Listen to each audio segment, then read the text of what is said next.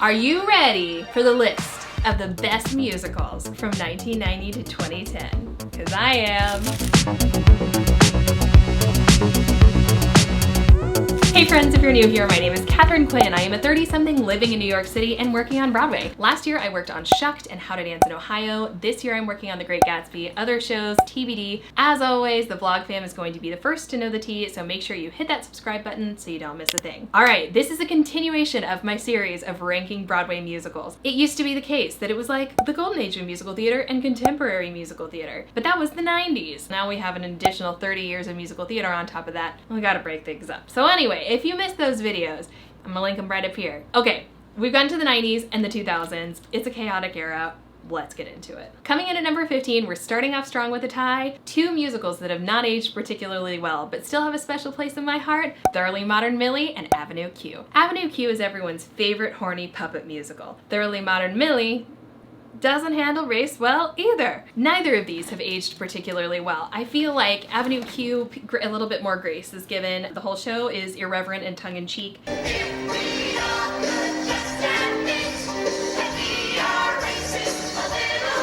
And Millie, folks just don't quite know what to do with that little Millie Dillmount anymore. She's due for a revival, she's due for a rewrite, but man, those tunes are great. And it also made a star of Sutton Foster. Avenue Q, the shocker that shook the world and beat out Wicked in 2003 for Best Musical Tony, it's a delight. What do you do with a BA in English?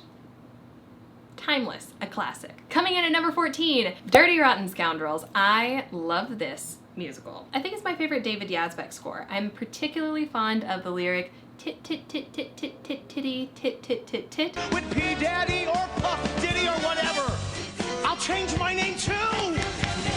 Which is an ensemble lyric in Great Big Stuff sung by the Slutty Maids. Classic. We're in a mood, you know? Here I Am is exceptional. Oklahoma is hilarious. Oklahoma ? It's silly, it's bawdy, it feels like a classic musical. Came out, what, 2005, 2006? It's excellent. I love Dirty Rotten. Also has had to have some lyric changes since it first debuted, but mostly has aged okay. And I think it's an absolute delight and very of its time. Coming in at number 13, Rock of Ages. If you asked me to do the audition combo, I could still... I just remember that was like a da-da, got a leg flick. The number of times. So many times. A triple to your knees. It was a time. It was an era. I love Rock of Ages. Rock of Ages is one of those shows, the first time I saw it, I was like, this is a piece of trash heap garbage and I'm too good for it. And I remember it winning on the Tonys and I was like, oh, that's not art. And then I saw it on Broadway and I was like, this is the most fun I've ever had at the theater. And then I saw it like 5 more times and then I auditioned for it forever and never booked. A great time. Regina is a delight. It is so silly. It's so dumb. I saw it in the post-Panini years, and I gotta say it didn't hit in the same way. You have to be in the mood, which is sort of like wasted, and I'm sober now, which is maybe like the problem with me in Rock of Ages. It's so unserious. I don't know. I think the venue has to be right for Rock of Ages. However, it had its moment. It is a delight. And therefore it is number 13. Coming in at number 12, we're Knights of the Round Table, we dance whenever we're able. Spamalot. This is a revival I thought I didn't want. You know, I didn't want it, but I enjoyed it anyway. Spamalot was so much fun in 2006, and then I had an opportunity to choreograph it, and I revisited the score, and again was like, I don't know how we do this now. But we did anyway, and it's a delight. It's not revelatory, it's not groundbreaking, but not everything has to be. It knows exactly what it is. This revival certainly knows exactly what it is. It's silly, it's fun, it gave us Sara Ramirez as Lady of the Lake. You know, I really would love to see Hannah Waddingham, who played it on the West End, Ted Lasso Queen, Blonde Bombshell, our goddess. That was such a fun Christmas special, wasn't it? Anyway, Spamalot. It's kind of just like indicative of musicals of like the 90s and 2000s. Moving right along, number 11. The nicest get them Hairspray. I love Hairspray. Could use a revival, could use some rewriting. Damn, the music. I feel like that's what I say about all these musicals. Like, they haven't aged very well, but the score. Hairspray is so fun. Hairspray is so funny. It just needs an Amber Ruffin rewrite, you know? That's what it needs. Just a little zhuzh. I think the score is fantastic. I think it is hilarious. I think it is musical comedy gold. It is one of the musical theateriest musicals pretty much ever. Better come on down and meet the nicest kids in town. Woo! Moving on to number 10. I wanna be a producer. I love The Producers. I did see it on Broadway in 2002. Had a nice long healthy run. Gave us Matthew Broderick and Nathan Lane being absolutely flawless together. Gave us Uma Thurman, I can't even say it. It gave us Uma Ula.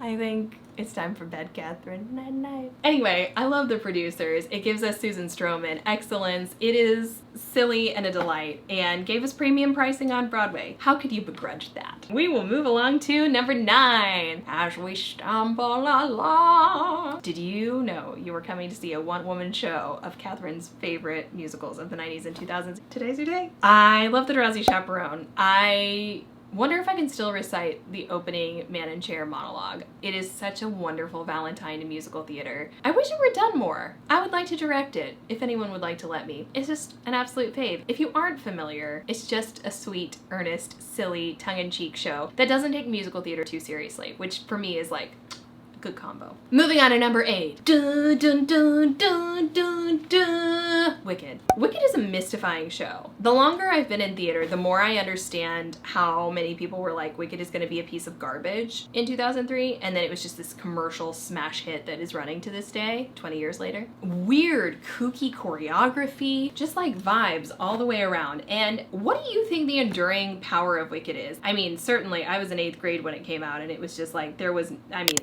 like Frozen. Something about Adina, you know? It was just, everybody was singing Popular, everyone was singing The Wizard and I, everyone was singing Defying Gravity. It just like, it was the it show, and it still is. Why? I don't know. I don't know what, it's just catchy. It is the contemporary musical. It is unabashedly theatrical, unabashedly romantic. People love a story about friendship, I guess. I don't know, I feel like people typically don't give a shit about female friendship. It's like accessible enough because people knew the IP previously, and now Wicked everybody knows. It's about to get its ginormous 2-part movie with Ethan Slater. All right, that's my cue to move on. All right, friends, coming in at number 7, Light in the Piazza, which you gotta take slightly more seriously than Wicked. I don't think I've ever seen Light in the Piazza. I've only listened to it, but that score, damn.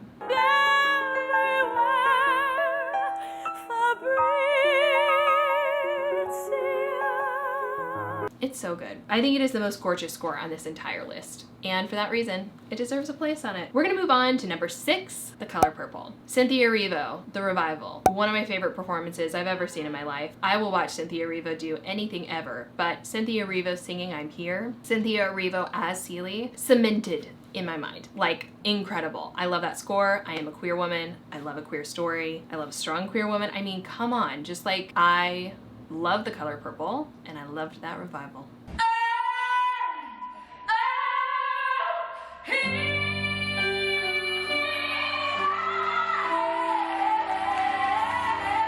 I didn't see the original, unfortunately, so I can't speak to that. I trust it was also stunning. Moving on to number 5. It's another show that the first time I saw it, I was like, this is a piece of trash. And then I fell in love with. And that show is Mamma Mia. I performed in Mamma Mia for 8 months. I'll throw a photo up here. I directed a production of Mamma Mia. I'll throw it up here. I don't know what to tell you. I love Mamma Mia. It knows what it is. It's a mother-daughter story. It's silly. It's female forward. It feels female gaze.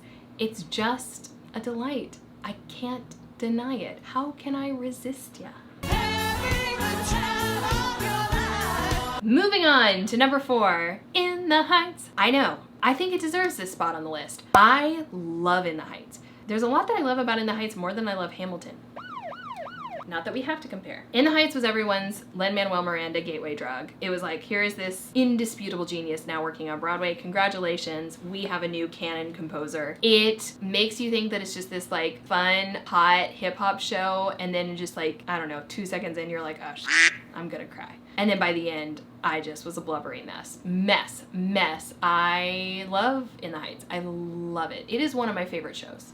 I hang my flag upon display. We came to work and to live, and we gotta. Moving on to number 3, Urinetown. Whoa, hot take, top 3, Urinetown? I think it is one of the smartest books of a musical ever. I think it is so incisive. I think it is so fun. I wish we would revive it right now. I think it is perfect for right now. Now, in this Broadway marketing climate, maybe not. But in the climate of the world, there's no better show to do right now. It is a takedown of capitalism. We are literally cannibalizing ourselves with capitalism, kind of especially on Broadway. Video for another time. But anyway, I absolutely love You're in Town. I think it's hilarious. It does have a terrible name. It knows it has a terrible name, and I will forever love it. The title's still awful. Yes, little Sally? Yes, it is. Moving on to number 2, Spring Awakening. It spoke to a generation of humans. I am among that generation. It gave us Leah Michele before Rachel Berry. Mama, the weeping, Mama. It's The Bitch of Living. It's My Junk. It's Mama Who Bore Me. It's catchy as hell. It is liberation. It is youth. It was the youth musical of the 2000s. It's gotta be here. Coming in at number 1. Next to Normal. Next to Normal is my favorite musical of the 90s and 2000s. I am so excited that we will probably get a Next to Normal revival on Broadway in the near future because it is going to West End, the Don Mar production with Casey Levy, which I did see. I'll link it up right here. My thoughts about it. Spoiler, loved it. I love Next to Normal. I think it is an exquisite score. I think it is an exquisite book. It is a devastating story. It's like an issue musical without being an issue musical. Jagged Little Pill sometimes feels a little bit like, okay, I know. Whereas Next to Normal invites you into the story, and depending on who Diana is, depending on the direction, I have seen it where I empathize with the family and I'm like, oh my God, please protect yourselves from this woman. And I've also seen it where I'm just devastated for Diana, and in this most recent production, I feel both simultaneously. So good. It gave us Aaron Tveit, it gave us Superboy and the Invisible Girl, it gave us I Miss the Mountains. I'm gonna play a tiny clip of Casey Levy singing it here. I miss the highs and lows. That's what we have to look forward to. It is my number 1 musical of the 90s and 2000s. Hot takes. If you agreed, if you disagreed, if I missed your favorite show, you gotta leave a comment down below. As always, as a new YouTuber, it means so much to me. If you hit that like button, if you click that subscribe button, it actually does make a difference, and it lets the YouTube algorithm know what wonderful humans to push this video out to. People like you. As always, I invite you to follow me on Instagram and TikTok at It's Katharine Quinn. Again, make sure you subscribe so you don't miss a thing. I post new theatery videos every single week. Thank you so much for watching, and I'll see you next time. Bye.